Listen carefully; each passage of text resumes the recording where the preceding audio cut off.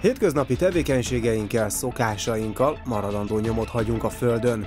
Egyáltalán nem mindegy, hogyan bánunk természeti erőforrásainkkal, azzal az ökológiai kincsel, amit tulajdonképpen készen kaptunk. Nap mint nap saját bőrünkön is tapasztalhatjuk, hogy környezetünkben valami megváltozott. Az elmúlt 100 évben az átlag hőmérséklet 1 Celsius fokot emelkedett. A szélsőséges időjárás miatt egyre gyakoribbak az asszályok és az árvizek. Ezekre a változásokra fel kell készülnünk, és különösen fontos, hogy megfelelő válaszalternatívákkal, programokkal rendelkezzünk. Fontos látnunk, hogy a természet védelme, környezetünk megóvása az emberek közös érdeke. Tisztában kell lennünk környezetünk állapotával, hogy ennek a tudásnak a birtokában hozzuk meg döntéseinket.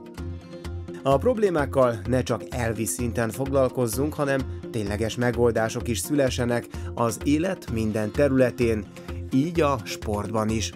Nem gondolhatjuk azt, hogy csak a gyárak, az üzemek, az autósok vannak hatással közvetlen környezetünkre.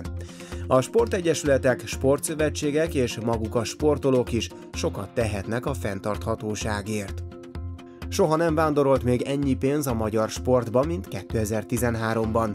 Elindult egy folyamat, amelynek újabb állomása a környezetügyi együttműködési keretmegállapodás, amely arra keresi a választ többek között, hogy hogyan valósulhatnak meg a környezetvédelmi és fenntarthatósági szempontok a sporttevékenységek területén, hogyan lehet a MOB által kiemelt 16 sportág környezetterhelését, ökológiai lábnyomát csökkenteni. Mit tehetnek a sportolók és a sportegyesületek a fenntarthatóságért? A 21. század emberének látnia kell, hogy a környezeti erőforrások ilyen mértékű kizsákmányolása mellett egyáltalán nem biztos, hogy képesek leszünk unokáink számára tiszta levegőjű és ivóvízű, egészséges közeget hátrahagyni. A mi kezünkben van a döntés, hogy az unokáink életét befolyásoló döntéseinket ma meghozzuk.